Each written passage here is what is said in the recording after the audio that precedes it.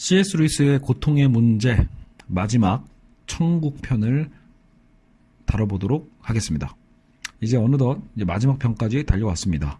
우리는 C.S. 루이스의 그래도 이 똑똑한 탁월한 어떤 이 논리와 그리고 그의 어떤 상상력들을 어쨌든 이 책을 통해서 엿볼 수 있었고, 그 덕분에 우리의 삶에서 하나님과 나와의 관계, 그리고 하나님과 우리 삶의 어떤 이 고통의 문제에 대해서 정말로 좀 깊이 고민할 수 있었던 시간이었던 것 같습니다. 이렇게 마지막 편까지 와버리니까 저도 또 정작 전체적인 흐름은 좀 기억이 나지만 이거를 또 구체적으로 또 어떤 내용이었지? 라고 하니까 또 기억이 또 잘 안 나네요. 저조차도 제가 서머리한 부분들을 다시 또 한 번씩은 또 정리해서 읽어봐야 될 것 같습니다. 자, 어쨌든 이제 드디어 마지막 편 천국에 대해서 우리는 생각을 해보고 마무리하겠습니다. 생각건대 현재의 고난은 장차 우리에게 나타날 영광과 좋게 비교할 수 없도다. 사도 바울의 메시지였죠. 그러니까 현재 우리의 고난은 장차 우리에게 나타날 영광과는 비교할 수조차 없다. 그만큼 우리는 천국에 대해서 이제 우리는 기대하고 고대할 수 있습니다. 근데 문제는 뭐냐면, 우리가 지옥편을 다룰 때도 이 문제를 다뤘는데, 천국과 지옥이라는 그 개념 자체가, 특히 천국은 이런 문제가 있어요. 오늘날 우리는 천국에 대해 언급하는 것조차 창피하게 생각한다라는 거죠.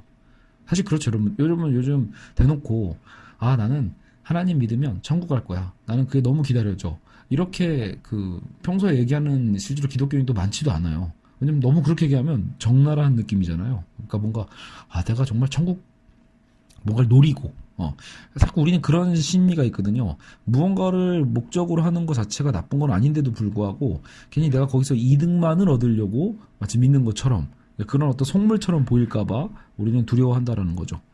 그래서 우리는 천국에 대해 언급하는 것조차 창피하게 생각한다는 거. 하늘에 있는 그런 그 파이, 하늘에 있는 그 먹을 것에 침을 흘린다는 놀림을 받지는 않을지, 그리고 혹은 지금 이곳에 행복한 세상을 만들어야 하는 그 의무를 등진 채 도피하려 한다는 말은 아닌지, 그런 것들을 듣기가 두려운 거죠. 야, 너는 지금 이 세상을 변화시킬 생각 안 하고 천국에 가서 쉴 생각만 하고 있냐? 이런 어떤 비판도 우리는 들을 수 있게 된다라는 거죠. 자, 그러나 루이스는 그래도 우리의 이런 복잡한 머리를 다시 한번 명쾌하게 정리를 해줍니다. 그러니까 정작 중요한 건 뭐냐? 그래서 하늘에 그 파이가 있냐 없냐라는 거예요. 그러니까 지금 다시 얘기하면 정말로 천국이 있는지 없는지 둘 중 하나밖에 없다는 사실이다. 파이가 없으면 여러분 기독교는 전부 거짓이라는 거예요. 우리가 그동안 쓸데없는 짓을 한 거고 시간 낭비한 게 된다라고 루이스도 단호하게 얘기를 합니다. 결국 파이가 없고 천국이 없다라고 확실히 믿을 게 아니라, 천국이 있다라는 믿음을 갖고 있다라면 천국 자체에 대해서 생각하는 것을 당연히 창피할 필요가 없다라는 거예요. 천국은 대가만 바라는 사람이 갈망하는 것들을 하나도 제공해주지도 않는 곳이요. 게다가 그러니까 안심하라라는 거죠. 내가 너무 속물처럼 천국을 내가 이 삶의 어떤 대가로서 내가 꼭 가야 되는 어떤 그런 곳, 내가 너무 하늘에 있는 그 파이에만 침을 흘리고 있는 자로 보이지 않을까라는 걱정을 하들 말아라. 왜냐하면 애초에 천국에 갈 사람들은 그렇게 대가만 바라는 사람은 하나도 들어주지 않는 곳이니까 말이죠. 마음이 청결한 자가 하나님을 보게 된다고 말했던 그 성경 구절은 하나도 틀린 게 없다라는 거죠. 마음이 청결한 자들만이 하나님을 보고 싶어 할 테니까 말이죠. 그리고 그들만이 당연히 천국에 가 있겠죠. 그리고 모든 상급이 동기를 훼손시킨다고도 생각하지 말자라는 거예요. 그러니까 여러분, 왜 상급이 뭐가 문제냐라는 거죠. 모든 상급이 동기를 훼손하는 건 아니다. 예를 들어 한 여자를 사랑하는 남자가 그녀와 결혼하고자 해서, 결혼이 목표죠. 그 결혼을 목표로 한다고 해서 대가만 바란다고 비판할 수 없듯이 말이죠. 그러니까 이러면 문제겠죠, 여러분. 결혼을 하기 위해서 어느 남자든 어느 여자든 상관없다, 이런 식으로 연애를 하는 거라면 비판받을 수 있겠지만, 그게 아니라 그 여자를 사랑해. 그 여자를 사랑하기 때문에 그 사랑하는 여자와 영원히 함께하고 싶어서 결혼이라는 것을 꿈꾼다라면 그 결혼이라는 이라는 그 상급이 대체 뭐가 문제냐라는 거죠. 그렇죠? 사랑한다면 그 대상을 즐기고 싶어하는 것은 당연하다라고 얘기하는 거죠. 그래서 우리는 그 동기에 대해서, 내가 천국을 원하는 그 동기에 대해서 구분하실 필요가 있다라는 겁니다. 혹은 우리가 천국을 갈망하지 않는 것은 아닐까라는 의문도 있어요. 애초에 우리는 천국 자체를 갈망하지 않는 건 아닐까? 근데 여러분, 실제로 오늘날 대부분 종교가 인기가 더더욱이 없잖아요. 기독교도 인기가 없고, 그러니까 무신론 스스로 자칭 무신론자가 넘쳐나는 시대인데 그러니까 천국을 갈망하지도 않는 사람들이 정말 많은 것처럼 보입니다. 그런데 루이스는요, 굉장히 단호하게 여기서 한 가지 논리를 얘기하고 있어요. 그러니까 그건 망상이라는 거죠. 즉 천국을 우리가 갈망하지 않았던 적은 단 한 번도 없다라고 굉장히 단호하게 얘기합니다. 루이스는 이제 이거는 제가 보기엔 여러분 책을 직접 보시는 게 나을 것도 같아요. 본문에 이건저기 문학적인 표현들이 나오거든요. 그래서 제가 이렇게 요약해서 보기에는 이 설득력이 좀 떨어지는데 자, 오히려 우리는 마음속으로 천국 외에 다른 것을 갈망한 적이 과연 있었는가 되물을 필요가 있다. 즉 우리는 항상 천국을 원했다라는 거죠. 천국이 뭔지 몰라도. 그러니까 여러분 이건 그 기독교의 교리를 듣지 않았어도요. 그러니까 모든 인간 안에 보편적으로 이미 그 마음이 있다라고 루이스는 되게 단호하게 얘기하고 있는 거예요. 근데 그게 또 다 다르다는 거죠. 무언가를 되게 갈망하는데 그 다른 이들은 또 알아채지 못하는 나만 느낀 어떤 매력과 갈망이 보통 우리 삶에서 막 드러날 때가 있어요. 뭘 먹을 때일 수도 있고 어떤 운동을 할 때가 될 수도 있고 어떤 공부를 할 때가 될 수도 있는데 이상하게 나는 거기서 엄청난 매력과 갈망을 느끼는데 다른 사람들은 또 눈치채지 못해. 왜냐하면 하나님은 우리를 다 다르게 지으셨거든요. 근데 중요한 건 뭔가 거기서 가장 이상적인 그 무엇을 누릴 듯 말 듯한 그런 게 있거든요. 애틋함. 우리는 삶을 살아가면서 나만이 느끼는 그런 갈망을 많이 경험하는데 정작 근데 그 갈망하는 그 무언가를 붙잡았던 적은 한 번도 없었다는 사실이죠. 이건 사실 인간의 어떤 욕망과도 되게 연결이 되어 있는 부분 같아요. 그러니까 보통 이제 일반적인 그 학문에서는 보통 이런 심리를 그냥 욕망의 어떤 결핍이라고 보고 다른 식으로 막 해석을 하거든요. 근데 루이스는 우리 모두에게 사실은 그런 갈망이 다 있고, 근데 그 갈망을 하나님이 어떻게 보면 뭐 의도적으로 심었다기보다는 타락 때문이겠죠. 그러니까 여러분 그 인간의 타락 이전에는 그런 갈망은 사실 이미 충족되고 있었을 거예요. 왜냐면 이미 하나님과 함께하고 있었던 그곳이니까. 근데 우리는 결국은 타락을 해서 무언가를 잃어버렸잖아요. 존재적으로 결핍이 있기 때문에 결국 우리는 끊임없이 그 천국에 대한 갈망을 모든 인간이 할 수밖에 없다라는 거예요. 하나님을 믿든 안 믿든, 천국을 믿든 안 믿든 모든 인간에게는 그 결핍에 대한 어떤 갈망이 있고, 그래서 그걸 붙잡았던 적은 또 한 번도 없고, 우리의 영혼을 순간순간 사로잡은 건 그것의 일종의 그냥 암시 혹은 그림자 정도예요. 혹여라도 정말 그 모습을 드러내면 우리는 금방 알아볼 수 있을 정도로 무언가 딱 갈망하는 게 평생 있다라는 거예요. 그리고 조금의 의심 없이 나는 바로 이것을 위해 지음받았다고 단언할 수 있을 정도로 그것이 모습을 드러내기만 한다라면 우리는 그것을 바로 알아볼 거다. 우리는 서로에게 그것이 무엇인지 말할 수 없어요. 왜냐하면 우리 각자의 영혼에 쓰여진 비밀스러운 서명이자 달랠 길 없는 소원이기 때문이라는 거죠.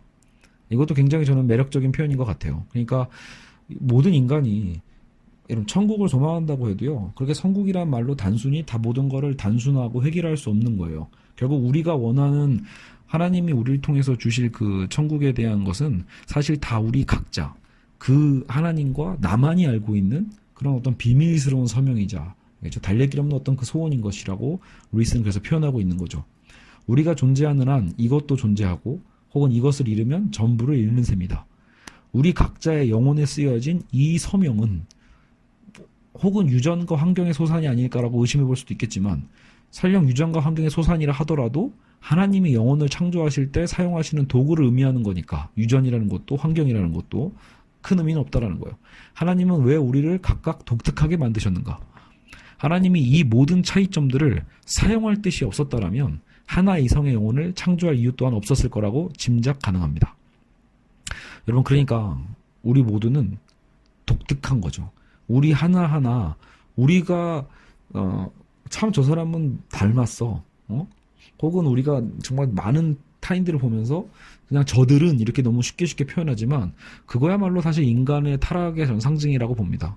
결국은 정작 하나님이 우리를 인식하실 때는 우리가 사람들을 인식하는 것처럼 뭉뚱그려서 인식하지는 않을 거다라는 거예요. 그러니까 모두 하나 다 독특한 거죠. 다 개별적이고, 그래서 하나님은 그 하나하나의 영혼이 다 모두 특별하게 필요하기 때문에 창조했다고 볼 수 있는 거예요. 하나님은 그래서 이 모든 차이점들을 사용할 뜻이 있으시다고 우리는 볼 수 있죠. 우리에게는 비밀의 열쇠가 있습니다. 우리는 그때 직접 자신의 눈으로 그분을 볼 것이고, 죄를 제외한 우리의 전 존재는 지극히 만족스러운 상태에 이르게 될 것이죠. 하나님이 모든 영혼에게 첫사랑으로 보이는 것은 진짜 그가 각 사람의 첫사랑이시었기 때문입니다. 그러니까 단순히 상징이 아닌 거예요. 하나님은 정말로 우리의 첫사랑이었던 거죠. 천국에 있는 나의 자리는 오직 나 한 사람을 위해 만들어진 자리입니다. 그래서 루이스의 이 개별성에 대한 관계가 굉장히 잘 드러나고 있는 부분입니다. 그러니까 가끔 여러분 우리가 이거 어떤 구원론을 다룰 때 자꾸 이렇게 교회라고 말하는 거, 교회는 물론 좋은 거죠. 하지만 중요한 건 그 교회라는 것 안에 숨어서 마치 뭐 다 같이 세트로 막 구원되고 세트로 그냥 나도 거기에 막 그냥 희석돼가지고 대충 어떻게 섞어보려고 하는 그런 심리들이 꽤 있다라는 거예요. 제가 여러분 제 방송 이름이 뭐죠? 신앞의 홀로잖아요. 그러니까 제가 그 키에르케고르를 좋아하거든요. 신앞에 선 단독자. 예. 그러니까 우리는 신앞에 홀로 서는 자들입니다. 신앞에 다 같이 막 그 교회 구역 식구들과 함께 서고 뭐 이런 게 아니죠. 예. 그러니까 결국은 우리는 외롭게 혼자 홀로, 물론 그 순간은 절대 외롭지 않을 거예요. 하나님이 그 전 존재를 채워줄 테니까. 근데 중요한 건 어쨌든 그 구원의 그 순간에 우리는 신 앞에 홀로 서야 된다라고 저도 거기에 동의를 하거든요. 그런 것처럼 지금 루이스도 그런 어떤 개별성에 대한 얘기를 하고 있는 거예요. 우리 하나하나의 그 존재의 중요성. 결국 여러분 지옥은 뭐겠어요? 지옥은 결국은 그런 자리를 박탈당한 거죠. 나만을 위한 그 자리를 내가 스스로 걷어찬 것, 그거 자체가 지옥인 거죠. 평생토록 경험했던, 손에 잡히지는 않았던, 아까부터 계속 얘기했던 그것, 황홀경의 그 의식이 모든 희망을 넘어 자신이 마침내 갖게 되는 날이 될 것인가. 여기가 천국인 거예요. 마침내 갖게 되는 날. 아니면 손만 뻗으면 잡을 만한 곳에 그것이 있었음에도 결국 영원히 잃어버리고 말았음을 깨닫는 날. 그게 지옥인 거죠. 그게 될 것인가? 이게 될 것인가? 결국 우리는 그것을 한 번도 경험한 적이 아직은 없죠. 오직 그것의 결핍을 우리는 계속 겪어 살아가고 있는 거예요. 그것에 대한 갈망은 우리가 그 갈망을 버릴 때에만 비로소 살아있을 수 있다. 그러니까 이건 이제 역설인 거예요. 그래서 결국은 우리가 그 갈망에 너무 계속 집착만 한다고 해서 잡을 수 있는 건 아니라는 거죠. 오히려 포기를 통해서 얻을 수 있는 것. 그러니까 이것이 천국의 법칙이라는 거예요. 씨는 죽어야 살 수 있고요. 사람은 목숨을 잃어야 목숨을 얻을 수 있는 이런 그 역설적 관계. 희생이 전제되어야 비로소 진정한 것이 될 수 있다라는 이 진리를 우리는 깨달을 필요가 있다라는 거죠. 왜 그러냐? 천국에는 소유라는 게 없기 때문입니다.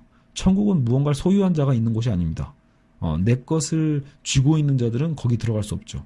나를 나라고 얘기하는 것들은 이제 거기서 이제 정작 내 것으로서 무언가를 소유하려고 하는 자는 천국에 가지 못하고 내 것을 쥐고 있는 자가 결국은 지옥에 있는 것이겠죠. 무엇을 자기 것이라고 주장한다면 그는 즉시 지옥으로 떨어져서 악한 영이 될 것이다라는 그런 옛 말들도 있다고 합니다. 하나님은 모든 자를 사랑하시지만 우리를 모두 각기 지으시고 부르셨습니다. 각각. 피조물이 똑같은 방식으로 하나님을 경험하고 동일한 예배를 드린다면 오히려 어떤 교양학도 없는 단선음의 어떤 그 심심한 예배가 될 수밖에 없겠죠.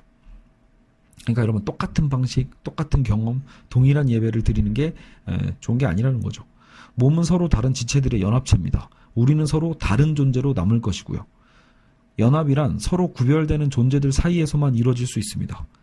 여러분 이거 사실 제가는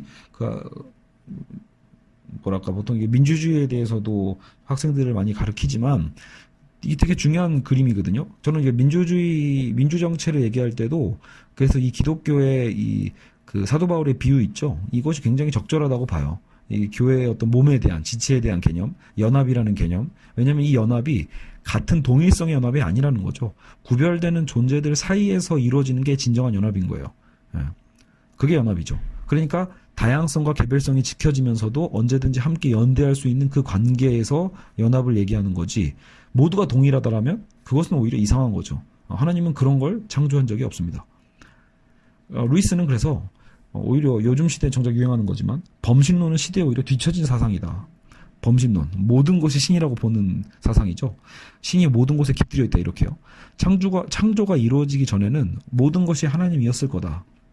그러니까 창조 전에는 범신론이 맞았을 거다라고도 루이스는 보는 거예요. 그러니까 범신론의 논리가 맞으려면 창조 전으로 가야 된다, 이거죠. 그때는 모든 게 하나님이었으니까. 그러나 하나님은 결국은 창조하셨고 그와 다른 존재를 만드신 거죠. 그 구별된 존재들이 정작 이제 자기를 사랑하는 법을 배우게 하셨다라는 거예요. 하나님을 사랑하게 하는 법을 배우게 하셨고 다양한 연합을 이루게 하셨다. 알겠죠? 그래서 범신론은 시대에 뒤처진다. 하나님은 분명히 본인과 다른 걸 만드셨어요. 말씀이 곧 하나님이자 그 말씀은 하나님과 함께 하셨던 것처럼 우리는 연합된 존재로 부름받았습니다. 성부는 영원히 성자를 낳으시고 그로부터 성령이 나오죠. 성부와 성자와 성령. 이미 이 세계를 창조하시기 전부터 하나님은 관계적이고 하나의 연합이었습니다. 그것을 우리가 본받아서 어떻게 보면 이렇게 또 창조가 된 거겠죠. 신성의 내부에 구별이 생김으로써 그 신성의 내부에도 구별이 있다는 거예요. 서로 주고받는 사랑의 연합이 단순히 산술적 동일성을 초월할 수 있게 해준다는 겁니다.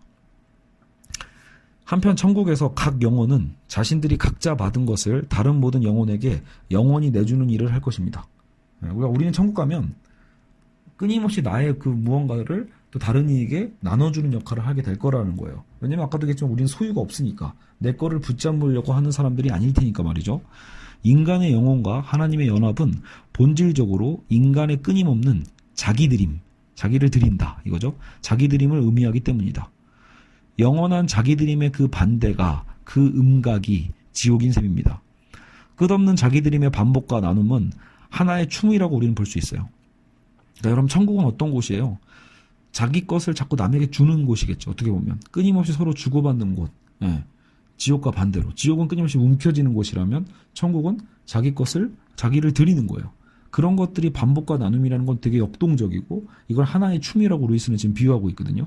그러니까 자기 드림의 반복과 나눔은 하나의 춤으로서 댄스, 천국을 조화로움으로 혹은 나른하게 만들 거다. 왜 나른하냐면 여러분 춤을 역동적으로 추면 피곤하잖아요. 그 나른함도 일종의 고통이죠, 사실은요. 근데 행복한 고통이잖아요. 우리가 지상에서 알았던 모든 고통과 쾌락은요, 결국 그 춤 동작의 초보 단계에 불과하다. 그 춤 자체는 현세의 고난과 비교될 수 없다. 그 춤은 사랑 그 자신이며 선 그 자신으로서 그렇기 때문에 행복한 것이다. 우리가 그것을 위해 존재한다. 라고 루이스는 마무리를 짓고 있습니다. 결국 우리는 천국을 그렇게 상상할 수 있고 우리가 천국에서 그런 일들을 할 것이며 우리는 거기에서 사실 이제 우리가 지금 살고 있는 이 현세의 고난을 통해서 사실은 우리는 그 천국을 또 그려볼 수도 있는 것이겠죠. 결국은 고통은 세상을 불러일으켜 오는 하나님의 메가폰인 셈입니다. 자, 그리고 이제 이렇게 천국 편이 마무리가 되고요. 루이스가 마지막으로 이제 그런 식으로 집어넣은 말에는 이제 짧은 메시지가 있어요. 결국은 장기간에 걸쳐 지속되는 고통이 오히려 눈에 띄는 효과를 나타내고 그런 장기간에 걸쳐 지속되는 고통을 겪는 사람들은 거의 불평 없이 고통을 받아들이고 강한 정신력과 체념의 태도를 보이는 경우가 많다라는 거예요. 이 체념이라는 게 나쁜 체념이 아니라 말 그대로 지금 자신의 현실을 받아들이는 거죠. 실패하는 사람보다 영웅들의 수가 아주 많다는 사실을 우리는 기억해야 됩니다. 고통 앞에서 좌절하고 실패하는 사람들보다 영웅들의 수가 아주 많다. 끝까지 평온함과 이타심을 지키는 그 영웅들이 말이죠. 고통은 영웅의 자질을 드러낼 기회를 제공합니다. 그리고 놀라울 만큼 많은 이들이 그 기회를 지금도 잡고 있다고 루이스는 얘기합니다.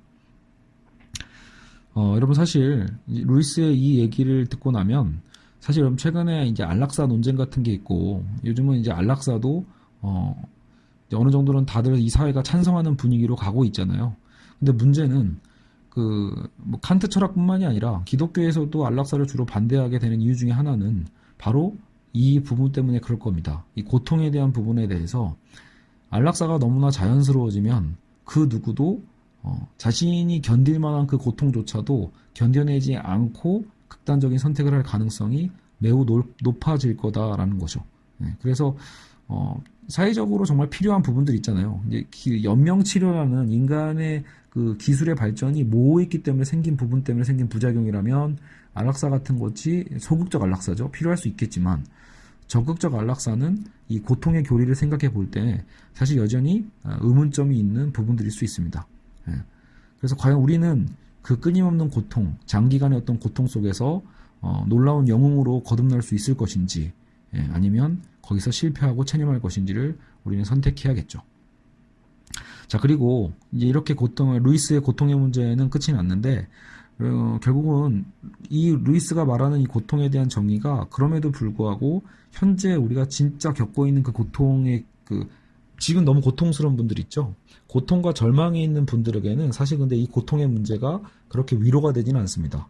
오히려 어느 정도 고통을 견뎌낸 상태에서, 지나온 상태에서 루이스의 고통의 문제는 아, 그렇구나. 아, 정말 그렇구나라고 하면서 우리를 깨닫게 해주는 놀라운 책이지만, 내가 정말 지금 고통 가운데 있는다라면 그렇게 위로가 되지는 않을 수도 있어요. 왜냐하면 루이스조차도 나중에 사랑하는 연인을 잃고 나서 다시 헤아려 본 슬픔이라는 책을 쓰거든요. 그래서 루이스가 그때 어느 정도 이 고통의 문제를 썼을 때 본인의 어떤 당시에 대한 반성도 좀 해요. 반성이라고 하면 좀 이상하지만 본인이 정말로 이런 참을 수 없는 고통의 순간에 이렇게 던져졌을 때 그 고통을 또 역시 그대로 잘 표현하고 묘사해내거든요. 그래서 루이스의 이 고통의 문제는 이 책에서 완성되는 게 아니라 루이스가 썼던 헤아려 본 슬픔을 여러분 이제 거기까지 읽으셨을 때 루이스가 생각하는 고통에 대해서 우리는 완전히 정리할 수 있게 됩니다. 다만 그것은 강의할 필요가 없는 책이고요. 헤아려 본 슬픔은 루이스의 그 고통의 심정이 정말 절절하게 문학적으로도 그려져 있기 때문에 누구나 그 고통의 공감대 속에서 읽으시면 될 것 같습니다. 자, 그동안 우리 C.S. 루이스의 고통의 문제를 청취해 주시고 시간 내서 들어주셔서 정말로 감사합니다. 루이스의 순전한 기독교를 처음 읽었던 게 2000년대 초반인데 2001년인가 그때 군대에서 처음으로 순전한 기독교라는 책을 보게 됐었는데 그때 이후로 어느덧 제가 순전한 기독교뿐만 아니라 루이스의 고통의 문제까지도 이렇게 해설할 수 있게 됐다라는 점에서 정말 스스로도 좀 대견하기도 하고 다행이라는 생각이 들기도 합니다. 정말 언젠가 기회가 된다면 또 루이스의 마지막 변증서라고 할까요? 기적이라는 책을 또 한번 다루긴 다뤄야 될 텐데 그게 또 언제가 될지는 저도 잘 모르겠습니다. 한동안은 잠깐 루이스를 또 손에서 놓고요. 다른 주제로 넘어가 보도록 하겠습니다. 그동안 애청해 주셔서 감사합니다.